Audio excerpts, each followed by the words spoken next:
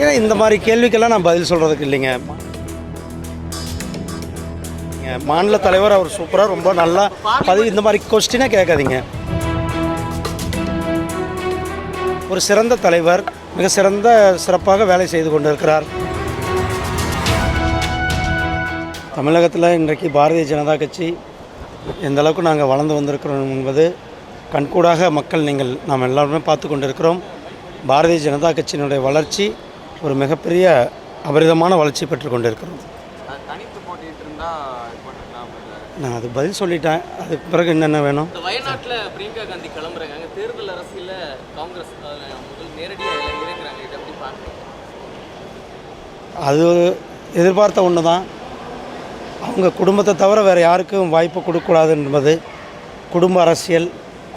அவங்க எல்லாருமே குடும்பத்தில் அண்ணன், அவங்க அம்மா, இப்போது அவங்க சகோதரி, இதில் ஆச்சரியப்படுவதற்கு ஒன்றும் இல்லை.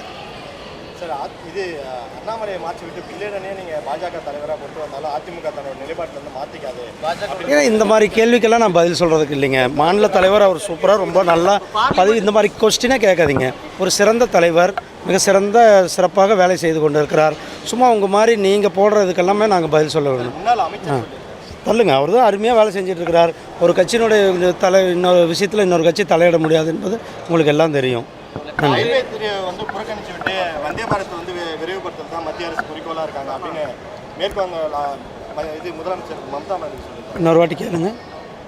ரயில்வே துறையை புறக்கணிச்சு விட்டு வந்தே பாரத்தை மட்டும்தான் விளம்பரப்படுத்துறது மத்திய அரசு மும்முரமாக இருக்காங்க அப்படின்னு முதலமைச்சர் மம்தா பானர்ஜி. வந்தே பாரத்தை இயக்கிறது ரயில்வே துறை தானே.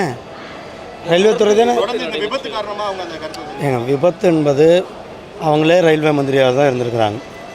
விபத்து என்பது தவிர்க்க முடியாத ஒன்று. அது ஒரு என்ன சொல்கிறது, அன்ஃபார்ச்சுனேட். அதுக்கு உடனடியாக மத்திய அரசாங்க எங்களுடைய அமைச்சர் டெல்லியிலிருந்து உடனடியாக அங்கே சென்று நிவாரணப் பணிகள்லாம் செய்து கொண்டிருக்கிறார். நீர்வளத்துறை இணையமைச்சர் சோமண்ணா கருத்துக்கு உங்களுடைய கூட்டணி கட்சிகளை ராமதாஸ் அவர்கள் உள்ளிட்டு நிறைய பேர் அதிமுக எல்லாருமே கண்டனம் தெரிவிச்சிருக்காங்க. அவர் என்ன கருத்து சொன்னாருன்னு தெரியல. நான் அதை பார்த்துட்டு நான் உங்களுக்கு சொல்கிறேன். நன்றி.